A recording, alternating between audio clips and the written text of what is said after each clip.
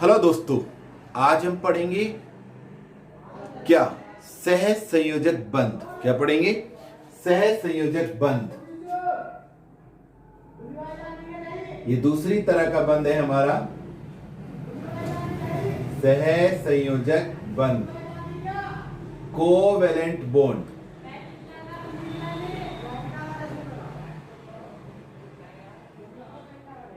क्या होता है सह संयोजक बंध? समान या असमान परमाणुओं के बीच, चाहे वो एक से परमाणु हो चाहे अलग अलग परमाणु हो। याद करें हम वैद्युत संयोजक बंध को, उसमें जो परमाणु थे वे असमान थे, डिफरेंट टाइप के थे, एक से नहीं थे। परंतु इसमें वो एक से भी हो सकते हैं और असमान भी। तो असमान परमाणुओं के बीच इलेक्ट्रॉनों की साझेदारी से बनने वाले बंध को हम सह संयोजक बंध कहते हैं। क्या बताया मैंने? इलेक्ट्रॉनों की साझेदारी से। यदि एक इलेक्ट्रॉन युग्म की साझेदारी है तो एकल सह संयोजक बंध बनता है। दो इलेक्ट्रॉन की साझेदारी है तो द्वि सह संयोजक बंध बनता है। और अगर तीन इलेक्ट्रॉनों की साझेदारी है तो त्रिक सह संयोजक बंध होता है। अर्थात तीन प्रकार के सह संयोजक बंध हो गए, एकल बंध, द्विक बंध और त्रिक बंध। इन्हें हम सिंगल बॉन्ड, डबल बॉन्ड और ट्रिपल बॉन्ड भी कहते हैं। एग्जाम्पल मैं आपको दिखाता हूं। देखिए, ये हाइड्रोजन का H2 है। हाइड्रोजन के बाह्य कोश में एक इलेक्ट्रॉन होता है, एक इलेक्ट्रॉन होता है हमारा इस वाले हाइड्रोजन के में भी। इसे हमने रिप्रेजेंट किया है राउंड बिंदु से और इसे कहा है हमने कट क्रॉस से। और एक होता है सॉलिड बिंदु और एक हमारा आएगा छोटा सा डेल्टा। ये चार तरीके से हम इन्हें प्रदर्शित करेंगे इलेक्ट्रॉनों को। इन्हें हम लुईस प्रतीक कहते हैं। क्या कहते हैं? Lewis dot. इसलिए इस स्ट्रक्चर को जो बनने जा रही है इसे लुईस डॉट स्ट्रक्चर भी कहते हैं। तो एक इलेक्ट्रॉन हमारा इसके बाह्य कोश में है और एक इलेक्ट्रॉन इसके बाह्य कोश में है। इसे एक इलेक्ट्रॉन चाहिए अपनी कक्षा में दो इलेक्ट्रॉन करने के लिए। दो कक्षा में इलेक्ट्रॉन हो जाएंगे तो इसकी स्थायी संरचना प्राप्त हो जाएगी। तो ये दो इसके कर लेगा तो इस पे कोई नहीं रहेगा। तो ऐसी स्थिति में ये एक पार्टनरशिप करते हैं। ये आ गया इलेक्ट्रॉन इसका और ये आ गया इसका, तो ये भी इसे अपना मानता है, ये देखिए, और ये भी इसे अपना मानता है। तो ये साझेदारी हुई एक इलेक्ट्रॉन के जोड़े की। दो इलेक्ट्रॉन है, इसे कहते हैं सिंगल इलेक्ट्रॉन युग्म। तो H सिंगल बॉन्ड H, क्योंकि एक इलेक्ट्रॉनों का जोड़ा है, इसे हम कहेंगे वन इलेक्ट्रॉन पेयर। एक इलेक्ट्रॉन का जोड़ा, एक इलेक्ट्रॉन युग्म। तो एक इलेक्ट्रॉन युग्म की साझेदारी है तो सिंगल बॉन्ड बना, एकल सहसंयोजक बंध। और अगर O2 की बात करें, ऑक्सीजन के बाह्य कोश में इलेक्ट्रॉनों की संख्या है 2, 3, 4, 5, 6, क्योंकि 2 और 6 होता है। और इसमें भी 6 होते हैं, 1, 2, 3, 4, 5, 6। अब ये अगर दो इलेक्ट्रॉन का साझा कर ले तो इसके भी 8 हो जाएंगे और इसके भी 8 हो जाएंगे। तो ये हमारा हो जाता है 1, 2, 3, 4, 5, 6। और ये देखिए दो इलेक्ट्रॉनों का साझेदारी, इसके 8 दिखाई दे रहे हैं और इसके भी अब 8 दिखाई दे रहे हैं। लेकिन यहां कितने इलेक्ट्रॉन युग्म में? दो लोन पेयर, दो पेयर हैं। कैसे हैं? दो पेयर। तो ऑक्सीजन और ऑक्सीजन के बीच में द्विबंध। तो ये साझेदारी हो गई। तो ये जो साझेदारी है ये दोनों की संयुक्त शॉप है। ऐसा मान लें आपकी संयुक्त दुकान है। देखो, जब कोई पार्टनरशिप करता है, मान लीजिए किसी ने किसी दुकान में पार्टनरशिप की है, तो दोनों पार्टनर उस दुकान को अपनी ही बताते हैं। कोई ये नहीं कहता कि मेरी दुकान नहीं है, दूसरे की है। यही कहते हैं ये हमारी दुकान है। ऐसे ही ये जो पार्टनरशिप का आप दिखाई दे रहा है, ये इसकी अपनी पार्टनरशिप की, इसलिए इसे सह संयोजक कहते हैं, साझेदारी कहते हैं। यहाँ दो इलेक्ट्रॉनों की ये थोड़ी बड़ी दुकान हो गई। और अगर होलसेल की दुकान पार्टनरशिप में खुलती है, N2 नाइट्रोजन के बाह्य कोश में इलेक्ट्रॉनों की संख्या 5, इसमें भी 5, क्योंकि 7 होता है इसका इलेक्ट्रॉनिक विन्यास में। 2, 5 परमाणु क्रमांक है 7। तो 3 इलेक्ट्रॉनों का हो जाएगा साझा, 1, 2, 3, 1, 2, 3। और ये नाइट्रोजन के लोन पेयर, ये एक लोन पेयर, ये 8 हो गए और ये भी 8, तो इसको कहेंगे हम त्रिकबंध। ये ट्रिपल बॉन्ड है,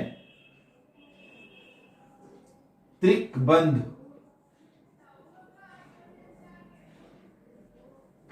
ये था हमारा डबल बॉन्ड, द्विकबंध। और ये था हमारा सिंगल बॉन्ड,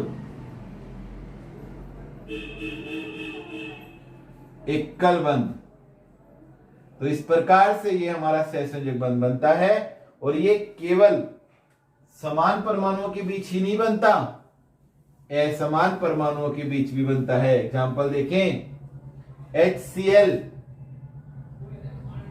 हाइड्रोजन का 1 इलेक्ट्रॉन और क्लोरीन के साथ 1 2 3 4 5 6 7 1 इलेक्ट्रॉन का साझा हुआ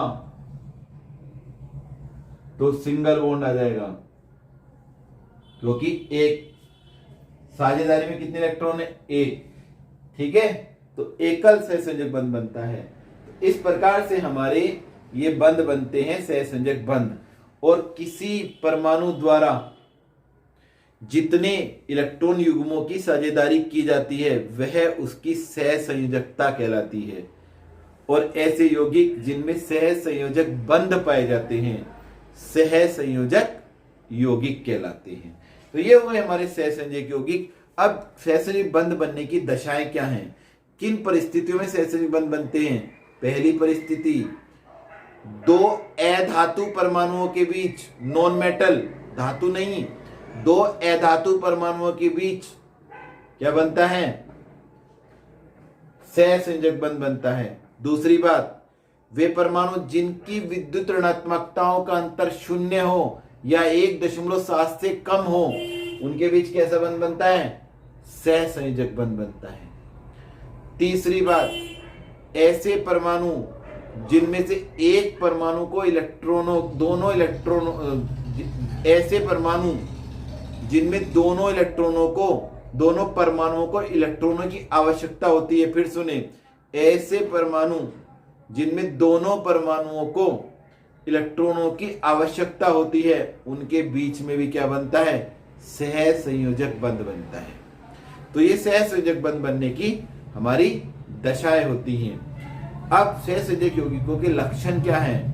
पहला लक्षण आसान है, वे बंध जो इलेक्ट्रॉनों की साझेदारी से बनते हैं सहसंयोजक बंध कहलाते हैं। दूसरी बात, इनके गलनांक और क्वथनांक कम होते हैं। क्यों कम होते हैं? क्योंकि ये कमजोर वांडर वाल्स बलों द्वारा जुड़े रहते हैं और इन बलों को आसानी से तोड़ा जा सकता है, इसलिए इनके गलनांक और क्वथनांक कम होते हैं। किनसे? वैद्युत संयोजक यौगिकों से।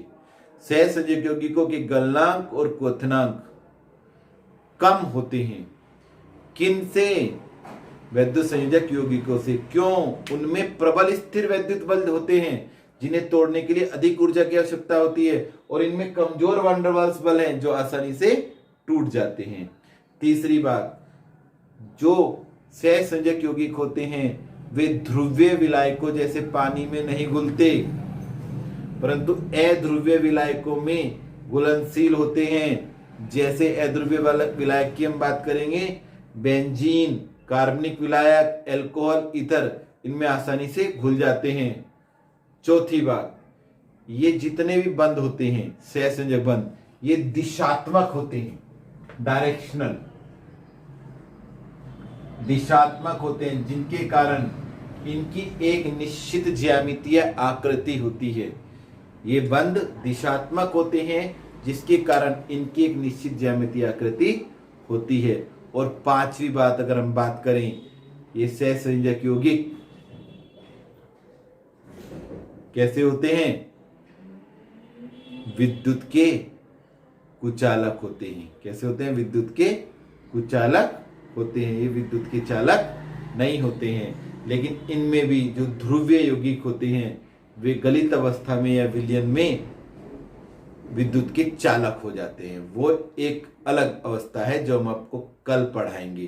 तो ये आज हमने पढ़ा सहसंयोजक यौगिक किसे कहते हैं, सहसंयोजकता किसे कहते हैं, सहसंयोजक बंध किसे कहते हैं, सहसंयोजक बंध कैसे बनते हैं और सहसंयोजक यौगिकों के लक्षण क्या होते हैं। ठीक है, घर पर रहिए, सुरक्षित रहिए और हमारे चैनल को सब्सक्राइब करिए। Thank you.